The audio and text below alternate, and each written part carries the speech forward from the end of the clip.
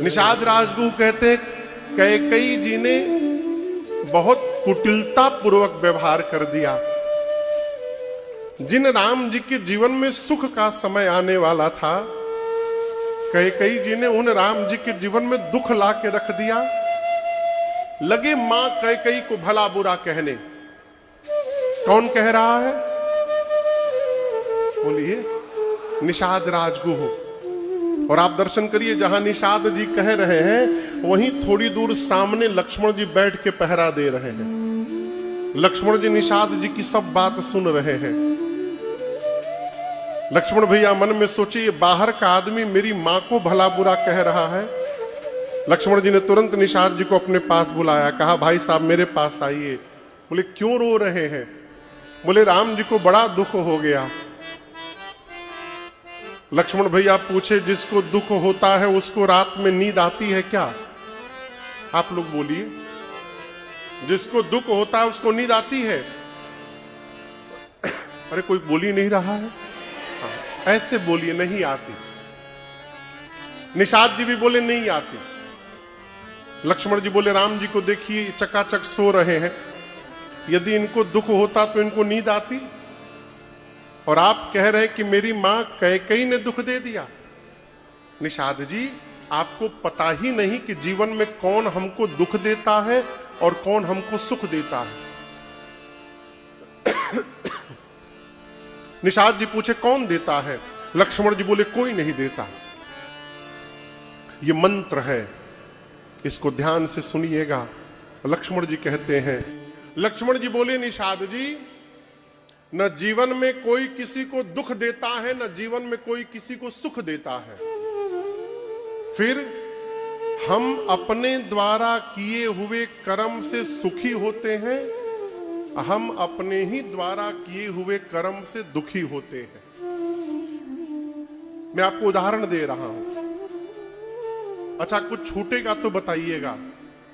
जन्म लेना, इसका उल्टा क्या होगा? मरना। स्वर्ग, हाँ। लाभ, बड़ा, भीतर, श्रेष्ठ, निम्न, पाप, बोलिए, हानि, लाभ। धरती, घर, परिवार। घर का क्या बोले आप लोग? द्वार। चलिए द्वारों पकड़ लीजिए। घर, द्वार, परिवार, पति, पत्नी, माई, बाप, बेटा, बेटी, शत्रु, मित्र, सगे, संबंधी, हित, मीत, कुटुंब, धन, दौलत, जमीन। कुछ छूटा नहीं ना? हाँ, हम और आप सब इसी में जी रहे हैं। जितना आपको सुनाया हूं, जन्म से लेकर और यहां तक, हम और आप इसी में जी रहे हैं। कोई भी इससे बाहर नहीं जी रहा। और लक्ष्मण जी कहते हैं, निषाद जी, ये जितना बताया हूं आपको, यही मोह का मूल है। यही हमारे मोह का असली कारण है। ये तौलिया है ना, ये किसकी तौलिया है?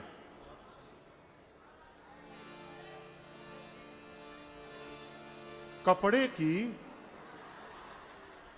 अरे हम पूछ रहे केकर है, हमार की आप सबके? हमार है ना? हाँ। तो ये तौलिया यदि फट जाए तो आपको कष्ट होगा? नहीं होगा। और यदि फट जाए तो हमको रात को भोजन अच्छा नहीं लगेगा। हम एक बार राजधानी ट्रेन में कानपुर से कलकत्ता जा रहे थे। कलकत्ता उतरने के पहले हम देखे एक बुद्धिमान आदमी हमारी संगवा बैठे थे। वो ट्रेन का जो तौलिया होता है सफेद रंग वाला, उसी तौलिया से अपन जूता पोंछ रहे थे। हम पूछे आप ये क्या कर रहे हैं? बोले हाँ, अब सरकार क्या साफ हो जाएगा। फिर हम उसके बाद ट्रेन का तौलिया छूते नहीं है, डर के मारे। न जाने लोग काका पोछे होंगे इससे। वो जूता तो सामने दिखाई दे दिया हमको, तब से हम आपन लेके चलते हैं। अब वो ट्रेन की तौलिया से जूता क्यों पूछ रहे थे? क्योंकि उस तौलिया से उनको मोह नहीं था, वो उनकी नहीं थी। आपको जिससे मोह होगा उसी से आपको सुख मिलेगा और उसी से आपको दुख मिलेगा। जिससे आपका कोई मोह नहीं है उससे आपको कोई फर्क पड़ने वाला नहीं है। ये मोह हमको हंसाता है, वही मोह हमको रुलाता है। और लक्ष्मण जी बोले इसी मोह की रात्रि में सब सो रहे हैं। मोह निशा सब सो वनिहारा, देख ही सपन अनेक प्रकारा। सपना देख रहे हैं, सूरत में एक ठे मकान हो गया है, एक ठे बंबई में मकान हो जाए तो आनंद आ जाएगा। बंबई में मकान हो जाए तो आनंद आ जाएगा। बंबई में मकान हो गया, हम सुखी हो गए, ना हुआ हम दुखी हो गए। तो हमको सुखी दुखी कौन कर रहा है? हम अपने आप को दुखी कर रहे हैं और अपने आप को सुखी कर रहे हैं। ये जो मोह में सपना देखा जा रहा है ना, यही सपना सभी दुख का कारण है। लक्ष्मण जी बोले सो रहे हैं सब। निषाद जी बोले सब सो रहे हैं। बोले नहीं, कुछ लोग जगे हुए हैं। कौन जगा है? लक्ष्मण जी कहते हैं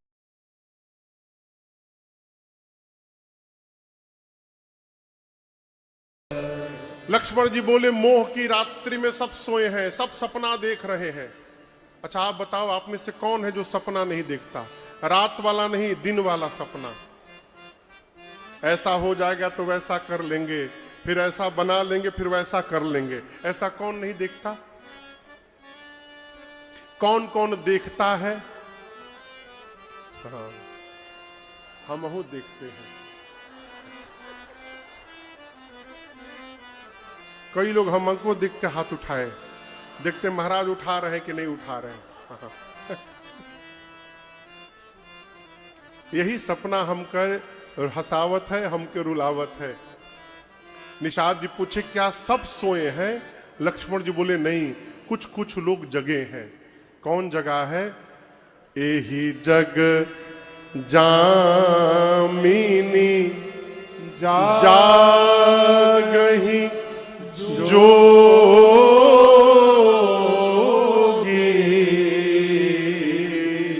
इस जगत की रात्रि में कौन जगा है? जो जोगी है वो जगा है। कौन जगा अखिलेश बाबू? जोगी। जोगी कौन? परमारथी प्रपंच वियोगी। जो मनुष्य परमार्थ में लगा है, अब प्रपंच से अपने को बचा के रखा है। प्रपंच समझते हैं? प्रपंच समझते हैं आप लोग? दूसरे की पंचायत में जो फूफा बन रहा है।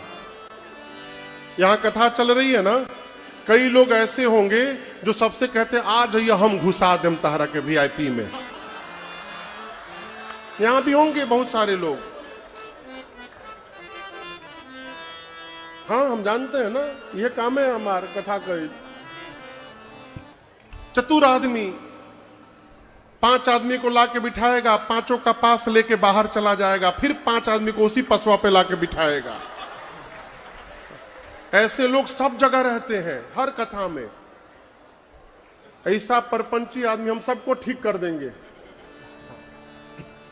जो मनुष्य परमार्थ में लगा हुआ है, जो मनुष्य अपने को प्रपंच से बचा के रखा हुआ है, लक्ष्मण जी कहते हैं निषाद जी, वो इस रात्रि में जगा हुआ है और वही जोगी है, वही जगा हुआ है। परमार्थ में लगिए। जितना कमा रहे हैं उसका 10% निकाल करके परमार्थ करिए। क्या करिए? किसी की शादी में सहयोग करिए, किसी की दवाई करा दीजिए, किसी को पढ़ा दीजिए, कहीं किसी को भोजन करा दीजिए, किसी की झोपड़ी बनवा दीजिए। असहाय का सहाय करिए, सहायक बनिए, ये परमार्थ है। यज्ञ में सहयोग करिए, भगवत कथा में सहयोग करिए, ये परमार्थ है। लोग कहते हैं महाराज पहले खूब कमा के रख लेंगे तो उसके बाद करेंगे। कहिया ले कमाइएगा? एग्रीमेंट लेकर आए हैं कब तक जीवित रहना है यहां पर है? लक्ष्मण जी कहते हैं, निषाद राजगुह जी, जो मनुष्य परमार्थ में लगा हुआ है, जो अपने को प्रपंच से बचा के रखा हुआ है, वो जीव इस जगत में जगा हुआ है। और आप जिसके लिए रो रहे हैं, ये राम जी कोई जीव नहीं है। लक्ष्मण जी पूछे, निषाद जी पूछे, ये कौन है? लक्ष्मण जी ने कहा, निषाद जी, जिनके लिए आप रो रहे हैं वो राम जी जीव नहीं है। राम जी क्या है? ब्रह्म है। क्या है? राम ब्रह्म परमार्थ रूपा, ये परमार्थ के स्वरूप है। निषाद जी पूछे, ये परमार्थ क्या है? लक्ष्मण जी बोले, मन क्रम बचन राम पद नेहु। मन से,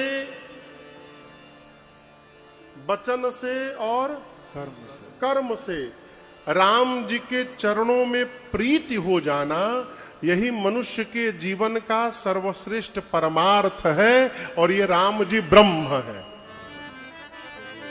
किसने कहा? लक्ष्मण जी ने कहा, एक बड़ी अद्भुत बात मैं आपसे निवेदन करूं। देखिए, कन्हैया के जीवन में और राम जी के जीवन में कुछ अंतर है।